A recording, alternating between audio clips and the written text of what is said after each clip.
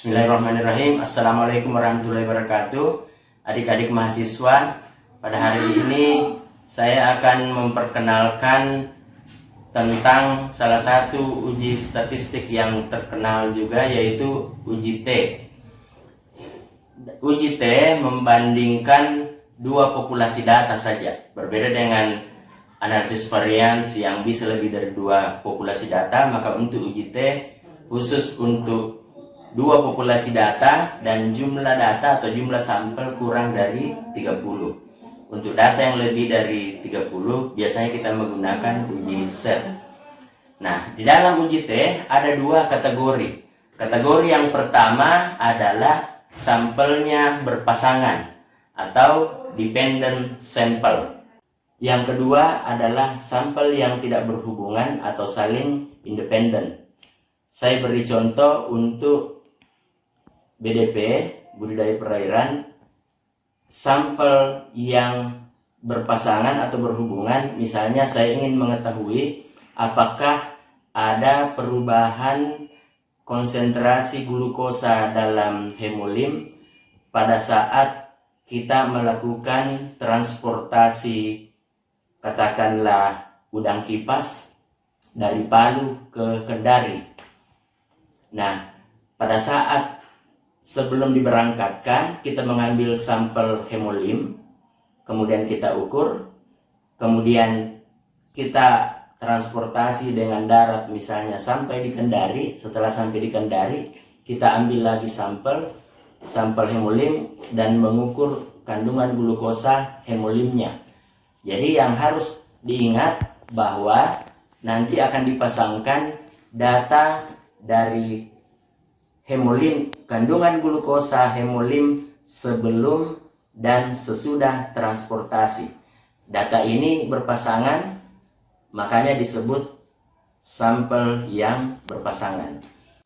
Untuk contoh teknologi hasil perikanan, sampel berpasangan bisa kita contohkan dengan penelitian. Misalnya ingin mengetahui apakah ada perubahan kandungan histamin pada ikan cakalang sebelum dan sesudah dikena air hujan misalnya. Maka kita ambil satu ikan, kita ambil sampelnya, periksa histaminnya, kemudian individu ikan yang sama diberi perlakuan dengan air hujan, kemudian setelah itu kita ambil lagi sampel untuk menguji histamin. Mengapa kita sebut sebagai data berpasangan? Karena histamin sebelum kena air hujan itu berpasangan dengan histamin sesudah kena air hujan. Jadi harus ada penanda bahwa ini ikan yang pertama, nanti pasangannya seperti ini sebelum dan sesudah. Jadi ada sebelum dan sesudah, itu yang menyebabkan kenapa disebut berpasangan. Untuk penelitian perikanan tangkap, sampel berpasangan ini kita bisa contohkan dengan misalnya ada teknologi berupa lampu yang bisa ditenggelamkan di dalam air dan kita ingin mengetahui pengaruhnya terhadap jumlah tangkapan di perikanan bagang. Maka kita misalnya mengumpulkan 25 nelayan yang menangkap dengan bagang yang ada di suatu tempat, katakanlah di perairan Pulau Buton sana. Kemudian kita pertama mengumpulkan data berapa hasil tangkapan menggunakan bagang tanpa menggunakan lampu yang ditenggelamkan. Sesudah itu kita kemudian mengintroduksi lagi lampu-lampu yang bisa ditenggelamkan ke dalam air itu.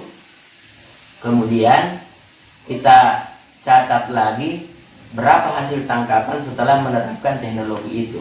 Jadi di sini harus ada pemasangan data antara nelayan bagang satu sebelum dan sesudah menggunakan teknologi lampu yang ditenggelamkan tersebut.